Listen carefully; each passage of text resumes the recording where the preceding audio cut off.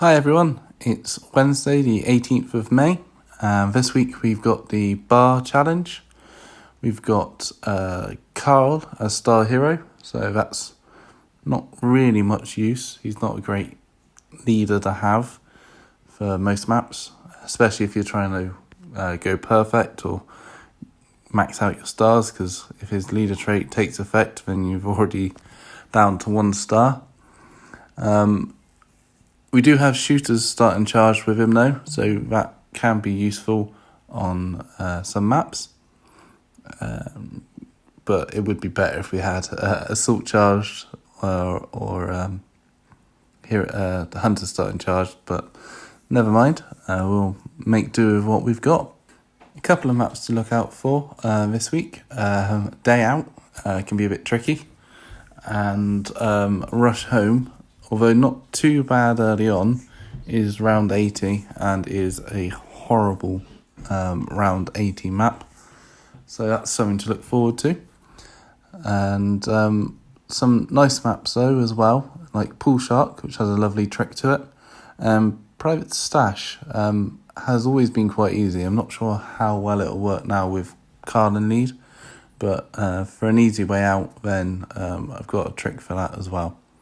So before we get on to the maps, let's have a look at the weekend events. So first weekend event we've got is a double XP from kills. Does what it says on the tin, really. Every kill you make, you get double the XP from that walker. Good one for farming with Pizza Glen or Maggie in lead to really up those supplies you can get. Put some training gear on them as well and farm to 100 kills. And you can get nice rewards from it. We also have 6 unlocks every hour instead of the usual 4. So again, another way of gaining more XP and goodies after missions. So a bit of a farming weekend for those who need the resources to give you a boost leveling up your camp, survivors or gear. So without further ado, let's move on to the maps. The first map we've got is Day Out. And this is one of those map sets which tells a story. So we're on a day out to the bar. First thing we've got to do is get into the bar. And to do that, we need to open a gate for 2 turns. And then open the door on the other side of the gate for another 2 turns. Quite a tricky map, or it can be. You start with quite a few walkers nearby. Normally 3 on this side of the gate, and then a horde to the right, and you get an incoming after 4 turns, and you also get an auto spawn on the right hand side, so it does fill up pretty quickly. You can get an assault charged and stun the first 3 and then recharge them, and it's not too bad. Get someone on the gate and keep both groups stunned. Obviously, we're not going to have any charged assaults or bruisers, unless you put right gear Glenn in lead again. You might have had enough of that last week. So it's going to be a case of getting Princess charged up, probably, using the dog support and cripple weapons. Or alternatively, you can just try and blast your way through and kill them all with Mercer and Cookies. Try and get charged up on the first 3 walkers. That could work as well. You've got to move quick though on it. Other way of doing it is prowling and using threat reduction, or warriors with morning stars might work for a while. So those are a couple of options. If in doubt, put Sasha in with an assault in your Miko and you should be well away. Now we're inside, but we've got a situation where we've got a lock-in. So we've got another gate to get through for another 2 turns, and then we got to get onto the dance floor on the right hand side. Couple of things on this one. You'll get auto spawn behind you after the first turn. As long as you stand all 3 people right up against the gate, it can't get to you on that turn. Alternatively, you can keep it stunned with a warrior with a morning star. Another thing to bear in mind is because we're stuck behind a fence or a gate, then anything which is aware or aggressive even, on the right-hand side will move up and to the right and move away from us. And this can be really useful to clear the path away from where we want to go. So having Shiva as a support can actually be useful on this one. Get on the gate and use Shiva to make everything you can see aware, and they'll all move out of your way, giving you a better chance to make a dash for the dance floor. Another good hero to use on it is Beta, and probably Ezekiel as well now, who'll be able to, once you've opened the gate, stun some things or push anything that is in your way out of the way. So you've either got that or getting assaults charged through the gate. Again, not going to be the easiest thing to do when you've got Carl in lead. So it might be melee for a while and then moving on to Princess and Yumiko. Moving on now to what we came for, which is a private stash. We're after the liquor, and we've got 4 crates to search, and then we've got to get up to the top right with our goods. With Pizza Glen in lead and charged assaults, this was a piece of cake. Carl in lead might be a bit harder. I would still definitely recommend having Glen in there. Possibly right gear Glen as well, because what you can do is open 3 of the crates on the first turn and stun the group to the right with Glen, right gear Glen if he starts charged. If he doesn't always start charged, maybe put a cat on him, magic cat, if you've got that. And then you can hope for the third crate being the one on the right.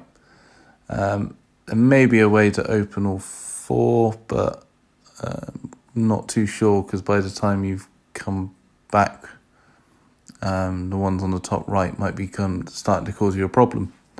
I'll give it a go, and we'll have a look at a few different teams we might be able to use on this with Carl leading. But if you get stuck, then I would definitely recommend Pizza Glen in lead, right gear Glen, and probably a warrior with a Morning Star. That should see you through to pretty high levels. Where we end up on that map is where we start the next map, next to the pool room, and it turns out there's a heavy tank walker in there. He's a bit of a pool shark, which is the name of the map. Although it is a Kill the Tough Walker map, there is no incoming, so you can treat it like a Kill All Walkers map if you prefer. And there is a lovely trick on this one using priority movement and hard corners, because the pool tables used to, I assume they haven't changed, have quite a few hard corners, and what you can do is set the tank on fire, have someone in there with the tank, and get him to chase you around the pool tables, just keeping just far enough out of reach to let him burn out, whilst you've got someone in the main room, hopefully stunning and killing the normal walkers. Again, we've never had charged shooters on this map set before, and we've always had, I think last time was non-heroes, so we had non-heroes assaults, and the time before that was a good one as well. So who we're going to use to keep everything stunned in there? Yeah, you guessed it, Princess and Yumiko probably.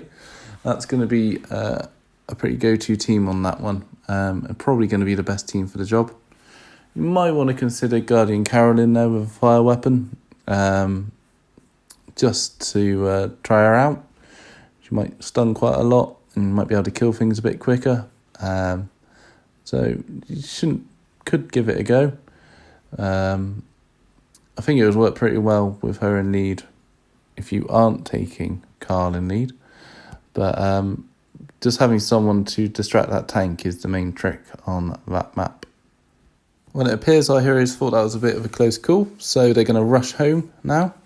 And it's back over the dance floor, back to where we came in, lock in. So again, I get to exit.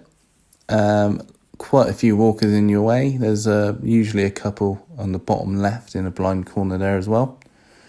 Personally, whilst I still can, I really enjoy using threat reduction on this map. Just taking my time and killing everything, bit of prowling.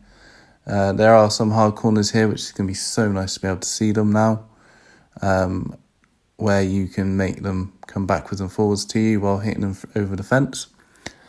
You can also charge for it, and at higher rounds, using free scouts or Khan and lead will even work. You can run forward, throw a flare, and then make it to the exit on the second turn. It doesn't work on round 80 because it's a one turn incoming. So yeah, here's the left hand side where you're getting to. So yeah, I'll show you the free scout trick as well, because it does turn a long map into a very short map if you've got the flares to spare.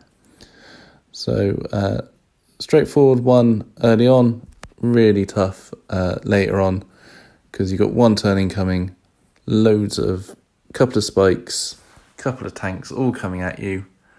Oh, and something else to mention, the incoming comes in on the line. So even if you get into that room on the second turn, the line gets completely blocked up. Fun map, nightmare, but hopefully I'll be able to show you some tricks to it, as I say, to speed things up and get you through. Then we're back outside, and we've got to get away from here, back with our liquor. And trouble is, there's a choke point in our way, and it doesn't look too bad. You can see a couple of walkers, and usually one or two starts in front of you. If you get lucky, then none will start in front of you. But they are all hiding behind that blind corner, and you get a couple of auto spawns, not that you'll notice because you won't see them come in. The good thing about this map is that there are two exploders, but after a while, this is what it will look like. And there is a tank as well, if I remember correctly, on there somewhere. If you can get them all on fire and bunch up around an exploder, it speeds things up considerably. And you can also, I believe there's a hard corner on the top choke point, which I think, if I remember correctly, you can create a nice little wall where everything will be at the top, and very rarely, if you've got everything's attention, will something come around the bottom, in which case it's just a case of being able to keep them on fire and keep them stunned. Again, they are suited for assaults, these maps, so Princess is going to be a great one if you can get a charged to take on this map. But you want fire and you want to be able to stun them, so assaults with critical aim, bulldozers. There could be quite a few different teams you could use, and again, as I say, getting that exploder to come and stand in the middle of a load of them and blowing it up is going to be good fun. And it does depend on the starting spawn. If you got two right on top of you at higher levels, it gets a bit dicey straight away. You could also take Zeke, possibly, which would help with that starting spawn. But you've got to be careful of fire then, and also of exploding him with an exploder coming around the corner. Anyway, I hope you found this useful. I've prattled on enough now, so I'll leave you to it. Enjoy the challenge. And as always, if you've got any comments or suggestions for me, please leave them in the comment section below. Like and subscribe, and I'll see you soon. Thanks for watching.